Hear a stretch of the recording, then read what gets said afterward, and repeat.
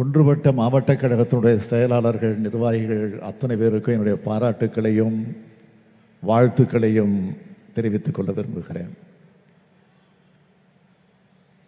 கடந்த முறை இங்கே நான் கலந்துகிட்ட கூட்டம் இந்தியா முழுக்க ட்ரெண்ட் ஆச்சு. 8 முறை தமிழ்நாட்டுக்கு வந்து பிரதமர் கட்டமைச்ச பிம்பத்தை நம்முடைய அருமை சகோதரர் ராகுல் காந்தி அவர்கள் ஒரே ஒரு ஸ்வீட் பாக்ஸ் கொடுத்து க்ளோஸ் பண்ணிட்டாரு.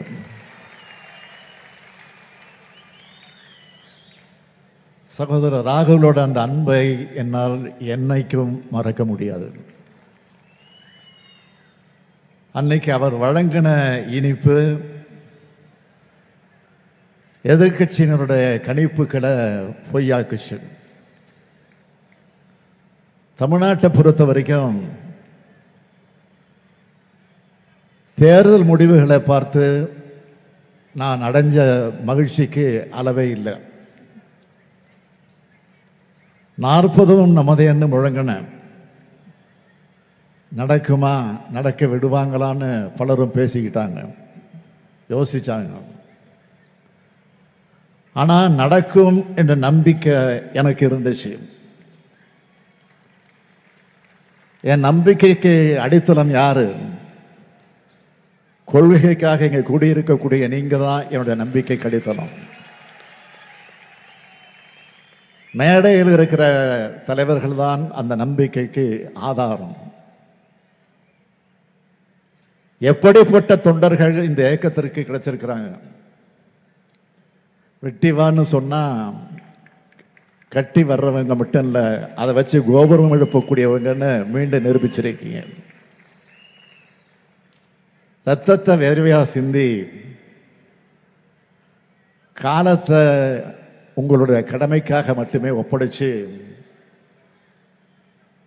40க்கு 40 மட்டும்தான் நம்முடைய இலக்குன்னு நாளும் உழைச்ச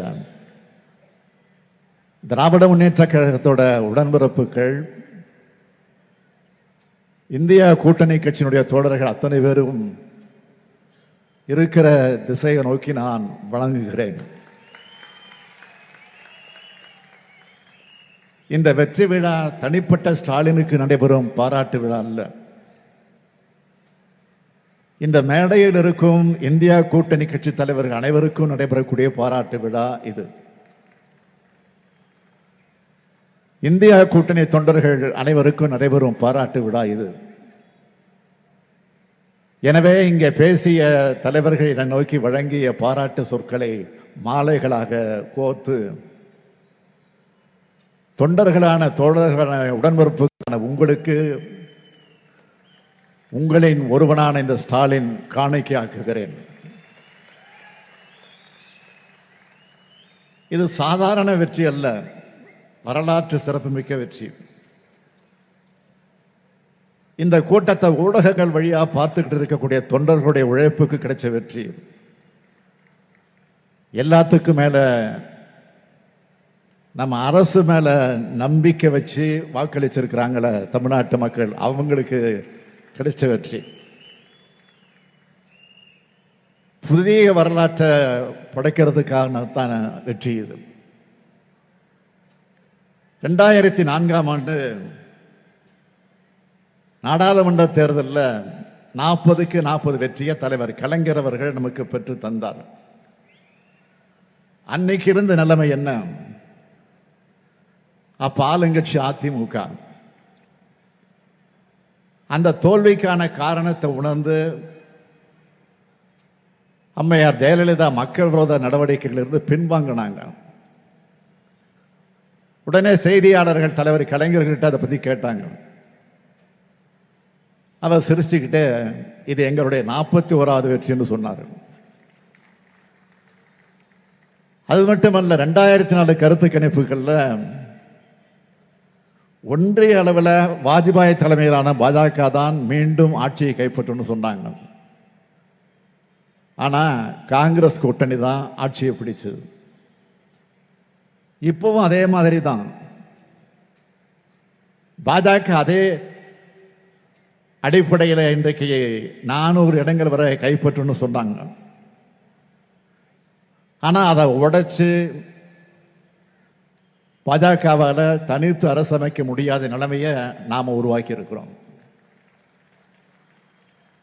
இந்திய அரசியலமைப்பு சட்டத்தை மாற்ற நினைச்சவங்களை புரட்சியாளர் அம்பேத்கர் கொடுத்த சட்ட புத்தகத்துக்கு முன்னாடி தலைகுனிஞ்சு வச்சிருக்கணுங்க.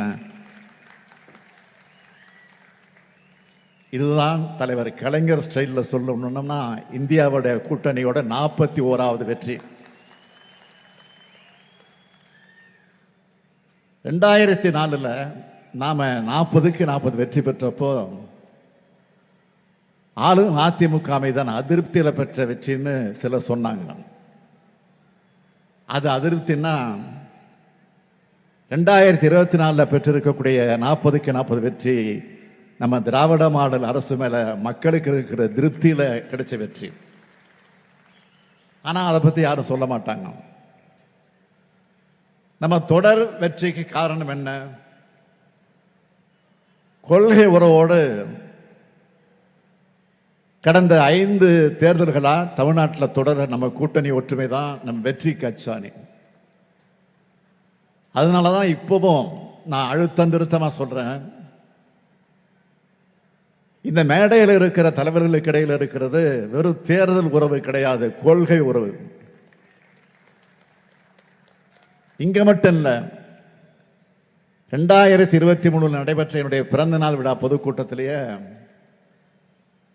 அகில இந்திய தலைவர்கள் அருகில வச்சுக்கிட்டு காங்கிரஸ் இல்லாத கூட்டணி கரை சேராதுன்னு மேடையில நான் அறிவிச்சேன். அகில இந்திய அளவில் பாஜகவை தனிமைப்படுத்தினாதான் வெற்றி பெற முடியும்னு சொன்னேன். எல்லாத்தையும் விட நாட்டோட எதிர்காலமும் ஜனநாயகம் தான் முக்கியம்னு தொடர்ந்து சொன்னேன். அதோட விளைவு தான் 28 கட்சிகள் உள்ளடக்கின இந்தியா கூட்டணியை உருவாக்கணும். நாம ஒன்று சேர மாட்டோம்னு நினைச்ச பாஜகவுக்கு அது அதிர்ச்சியா இருந்துச்சு. உடனே இந்த கூட்டணி ஒன்று சேரக்கூடாதுன்னு என்னவெல்லாம் செஞ்சாங்க. ஒவ்வொரு கட்சிகளையும் ஐடி, இடி, சிபிஐ போன்ற புலனாய்வு அமைப்புகளை வச்சு மிரட்டினாங்க. காங்கிரஸ் கட்சிக்கும் கம்யூனிஸ்ட் கட்சிக்கும் வங்கி கணக்கை முடக்கினாங்க. டெல்லி முதலமைச்சரையும் ஜார்க்கண்ட் முதலமைச்சரையும் கைது செஞ்சாங்க. அது மட்டுமல்ல, தேர்தல் அறிவித்த பிறகு பாஜக என்னவெல்லாம் பண்ணாங்க. விதிகளை மீறி மக்களுடைய பிரிவினை உண்டாக்குற மாதிரி தேர்தல் பிரச்சாரம் பண்ணாங்க. சிறுபான்மை சமூகத்தினர் தரக்குறைவா பேசினாங்க. உத்தரப்பிரதேசத்திலையும் ஒடிசாவிலையும் தமிழர்களை கொச்சைப்படுத்தினாங்க. ஏராளமான போலி செய்திகளை, பொய் செய்திகளை, அவதூறுகளை பல கோடி ரூபாய் செலவில் வாட்ஸ்அப்பில் பரப்புனாங்க. இவ்வளவு செஞ்சும் பாஜக வாங்கினது எவ்வளவு? 240 தான். இந்த 240 என்பது மோடியோட வெற்றி அல்ல, மோடியோட தோல்வி. அருமை நண்பர் ஆந்திர முதலமைச்சர் சந்திரபாபு நாயுடு அவர்களும்,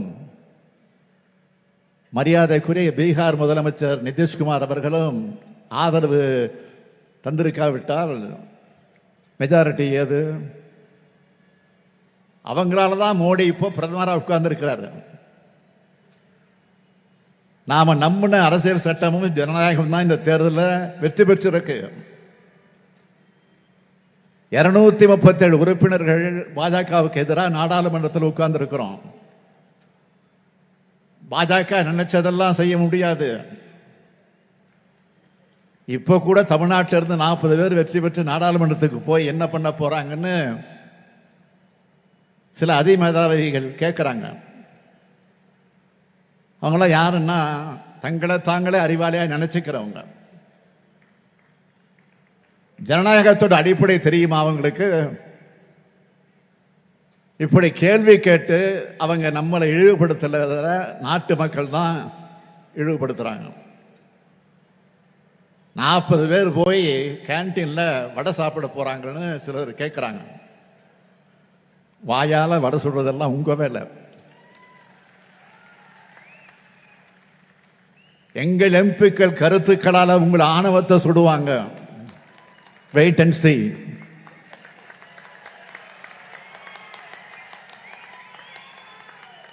இதுக்கும் ஒரு எடுத்துக்காட்டு சொல்லட்டுமா?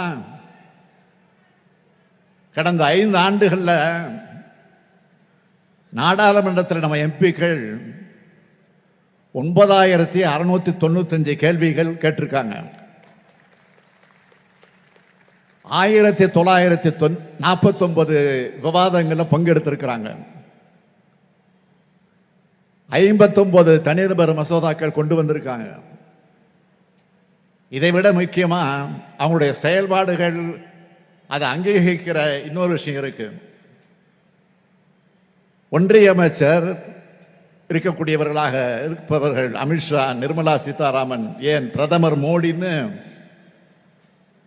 ஒட்டுமொத்த பாஜக அமைச்சர்களும் திமுகவை எதிர்த்து தான் நாடாளுமன்றத்தில் அதிகம் பேசியிருக்காங்க. இதை விட வேற என்ன சர்டிபிகேட் வேணும்? பாஜகவுக்கு அதிகம் பெரும்பான்மை இருந்தப்பவே தங்களுடைய வாதங்களால நாடாளுமன்றத்தை திரும்பி பார்க்க வச்சவங்க நம்ம தமிழ்நாட்டு எம்பிங்க. இப்ப மைனாரிட்டி பாஜக அரசு இருக்கும்போது அடங்கி போவாங்களா? மக்களுக்கான நம்ம குரல் இன்னும் வலுவா நாடாளுமன்றத்தில் ஒலிக்க போகுது. நம்முடைய உறுப்பினர்கள் தான் பாஜகவை கொள்கை கோட்பாடுகள் ரீதியாக அம்பலப்படுத்தினாங்க. அரசியல் ரீதியா பாஜகவை விமர்சிக்கிறது வேற, ஆனா கொள்கை ரீதியா அவங்களுடைய வகுப்புவாதத்தை, தேச தேசத்தை, பாசிசத்தை விமர்சிக்கிற பாணிய இந்திய நாடாளுமன்றத்தில் தொடங்கி வச்சவங்க நம்ம நாடாளுமன்ற உறுப்பினர்கள் தான். சமூக நீதிக்காக இந்திய நாடாளுமன்றத்தில் அதிகமா உரிமை குரல் எழுப்புவது மூலமா இந்திய அரசியல் செல்ல வேண்டிய பாதையை தமிழ்நாட்டு நாடாளுமன்ற உறுப்பினர்கள் கடந்த முறை போட்டு கொடுத்தாங்க. இந்த முறை நம்முடைய நாடாளுமன்ற உறுப்பினர்கள் எப்படி செயல்படணும்னு நான் விரும்புகிறேன்னா, நாடாளுமன்றத்தில் பேரறிஞர் அண்ணா பேசினார், ஈவி.கே. சம்பத் பேசினார், நாஞ்சிலார் பேசினார், முரசொலிமாறன் பேசினார். இன்னைக்கு பெருமையா சொல்லிக்கிட்டு இருக்கோம். அதே மாதிரி ஒட்டுமொத்த நாடாளுமன்றத்தோட கவனத்தையும் இருக்கிற மாதிரி மற்ற நாடாளுமன்ற உறுப்பினர்களுக்கு எடுத்துக்காட்டா இருக்கிற மாதிரி உங்களுடைய நாடாளுமன்ற உரைகள் ஒவ்வொன்றும் அமையணும். இந்தியாவோட அரசியலமைப்பு சட்டத்தை, சமூக நீதியை, மதச்சார்பின்மைய, நாட்டோட பன்முகத்தன்மைய, இந்திய பண்பாட்டு விழுமியங்களை காப்பாற்றுற மாதிரி அது இருக்கணும். அப்படித்தான் அமையும்னு நான் நிச்சயமா நம்புறேன். மேடையில் உள்ள நாடாளுமன்ற உறுப்பினர்களை நாங்களும் தமிழ்நாட்டு மக்களும் உங்க தோல்ல ஏற்றி வச்சிருக்க இந்த கடமைகளுக்காக, தமிழ்நாட்டு உரிமைகளுக்காக நாடாளுமன்றத்தில் உரக்க பேசுங்க. பலம் பொருந்திய எம்பிக்கள் சேர்ந்து பலவீனமான மைனாரிட்டி பாஜக அரசை பாசிச பாதையில் செல்லாம தடுங்க. ஒற்றுமை உணர்வோட, கொள்கை திறத்தோட அனைத்து நாடாளுமன்ற உறுப்பினர்களும் செயல்படணும்னு நான் கேட்டுக்கிறேன். திமுக எம்பிக்கள் கூட்டத்தில் நான் சொன்னதை நினைவுபடுத்துறேன். மறுபடியும் இங்க இருக்கிற எல்லா எம்பிக்களுக்கும் நான் அதை நினைவுபடுத்துறேன். வாக்களிச்ச மக்களுக்கு உண்மையா, உங்களுக்கு வாய்ப்பு வழங்கின கட்சி தலைமைக்கு உண்மையா நடந்து தமிழ்நாட்டுக்கு பெருமை சேர்க்கணும். இந்த 40 எம்பிக்களை வழங்கின தமிழ்நாட்டு மக்களுக்கு நான் சொல்ல விரும்புறது, இந்திய அரசியலமைப்பு சட்டத்தையே மாற்றிடணும்னு துடிக்கிற பாஜக தடுக்கிற காவல் அரணா நம்முடைய 40 எம்பிக்களை இருப்பாங்கன்னு உறுதியா சொல்லிக்கிறேன். இது தலைவர் கலைஞருடைய 100ஆண்டு நிறைவு ஆண்டு. ஆண்டு முழுக்க நம்ம கட்சி சார்பாகவும் ஆட்சி சார்பாகவும் நலத்திட்ட நிகழ்ச்சிகள், பேச்சு போட்டிகள், விளையாட்டு போட்டிகள், கவிதை போட்டிகள், கட்டுரை போட்டிகள், கருத்தரங்கங்கள், கவியரங்கங்கள் கொண்டாடினாலும் தலைவர் கலைஞருக்கு பிடிச்ச பரிசு எது தெரியுமா? திமுக கூட்டணியுடைய வெற்றி தான் அவருக்கு பிடிச்ச பரிசு. அவர் எப்படிப்பட்ட தலைவர்னா, பாளையங்கோட்டை சிறையில் இருந்தப்போ தன்னை வந்து சந்தித்த அண்ணாவிடம் அப்போது நடைபெற இருந்த தருமபுரி தேர்தலை பற்றி தான் கலைஞர் முதல்ல கேட்டிருக்காரு. இதை பத்தி பேரறிஞர் அண்ணா என்ன சொன்னார் தெரியுமா? என் தம்பிய நலம் விசாரிக்க போனா அவனோ கடகத்தோட வெற்றியை பத்தியே கவலைப்பட்டு கேட்டான்னு எழுதினார் பேரறிஞர் அண்ணா அவர்கள். அப்படி எப்பவும் எந்த நேரமும் எந்த சூழலையும் கழகத்தோட வெற்றியை பத்தி மட்டுமே சிந்திச்ச தலைவர் கலைஞருக்கு 40க்கு 40 என்பதை விட சிறப்பான நூற்றாண்டு பரிசு வேறு என்னவாக இருக்க முடியும்? இந்த நாடாளுமன்ற தேர்தல் பரப்புரையின் போது இன்னும் 24 அமாவாசை தான் இருக்குன்னு உளறிட்டு இருந்த மாண்புமிகு எதிர்க்கட்சி தலைவர் பழனிசாமி அவர்களுக்கு சிதம்பரம் கூட்டத்தில் ஒன்று சொன்னேன். சட்டமன்ற தேர்தல் வரட்டும், அதிமுக கிட்ட இருக்கிற தொகுதிகளையும் சேர்த்து திமுக பறிக்கும், இது உறுதி. தானவத்தில் சொல்லல, தமிழ்நாட்டு மக்களுக்கு நாங்கள் செய்ய போற நன்மைகள் மேல நம்பிக்கை வச்சு சொல்றேன்னு சிதம்பரத்தில் பேசினேன்.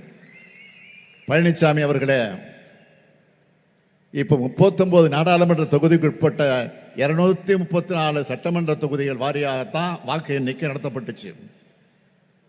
அதுபடி பார்த்தா திமுக கூட்டணி 221 இடங்கள்ல முன்னிலை வகிச்சிருக்கு. அடுத்து இன்னும் கொஞ்ச நாள்ல விக்கிரவாண்டி இடைத்தேர்தல் வர இருக்கு. அந்த தேர்தலிலும் நம்முடைய கூட்டணி வேட்பாளர் அன்னியூர் சிவாதான் பெருவாரியான வாக்கு வித்தியாசத்தில் வெற்றி பெறப் போகிறார். தொடர் வெற்றியால் எனக்கு மமதை வந்துடல, ஆணவம் வந்துடல, மாறாக எனக்கு நம்பிக்கை மகிழ்ச்சியும் கொடுத்திருக்கு.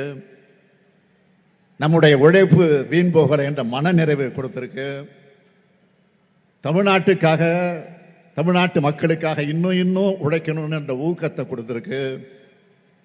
இந்த மேடையில் நின்று வாக்களித்த மக்களுக்கு நான் அளிக்கிற உறுதிமொழி என்னவென்றால், எங்களை நம்பி பொறுப்புகளை கொடுத்திருக்கீங்க. உங்க நம்பிக்கை நிச்சயம் வீண் போகாது. உங்களுக்காக உழைக்கிறது தான் எங்களுடைய கடமை. எங்களுடைய கடமையை நாள்தோறும் செய்ததுதான் நாங்கள் உங்களுக்கு செலுத்துகிற நன்றி. அந்த நன்றி உணர்வோடு சொல்றேன், இனி தமிழ்நாட்டில் எப்பவுமே நம்முடைய திராவிட மாடல் ஆட்சி தான் என்ற நிலையை உருவாக்குவோம். வர இருக்கிற சட்டமன்ற தேர்தலில் 200க்கும் அதிகமான தொகுதிகளை நம்முடைய கூட்டணி கைப்பற்றுச்சு என்ற இலக்கை நோக்கிய நம்முடைய பயணத்தை இன்றிலிருந்து தொடங்குவோம். 2026ஆம் ஆண்டு சட்டமன்ற தேர்தல் வெற்றிக்கு இந்த வெற்றி விழா கட்டியம் கூறட்டும். தலைவர் கலைஞர் புகழ் வாழ்க, தமிழ்நாடு வெல்க. நன்றி, வணக்கம்.